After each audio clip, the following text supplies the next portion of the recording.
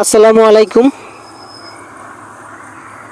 সুপ্রিয় দর্শক বন্ধুরা, যে যেখান থেকে দেশ এবং প্রবাস থেকে দেখছেন সকলের প্রতি রইল শুভকামনা।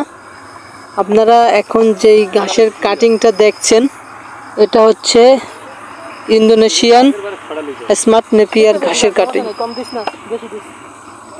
যে ঘাসটা এক একটি ছোপে 70 থেকে 90টি পর্যন্ত ঘাস হয়ে থাকে এই ইন্দোনেশিয়ান স্মার্ট নেপিয়ার ঘাসে, এবং 22 থেকে 25% প্রোটিন, হাই সমৃদ্ধ ঘাস। প্রোটিন যতগুলো বাংলাদেশে ঘাস আছে সবচেয়ে বেশি স্মার্ট নেপিয়ারে হাই প্রোটিন সমৃদ্ধ একটি ঘাস এই ইন্দোনেশিয়ান স্মার্ট নেপিয়ার ঘাস। আমরা যেহেতু এটা কাটিং করেছি তাই 4-5 মাস রেখে দিয়েছি এবং নিচের কাটিংটা শক্ত করেছি, এবং উপরে যে ঘাসটা সেটা কিন্তু এখন কম দেখাচ্ছে। দেখুন, আমাদের কাছে পরিপক্ক এবং ভালো মানের কাটিং রয়েছে। আপনারা চাইলে আমাদের কাছ থেকে এই পরিপক্ক মানের কাটিংগুলো সংগ্রহ করতে পারবেন। আমরা যে কোনো জেলাতে এই ঘাসের কাটিং ডেলিভারি দিয়ে থাকি।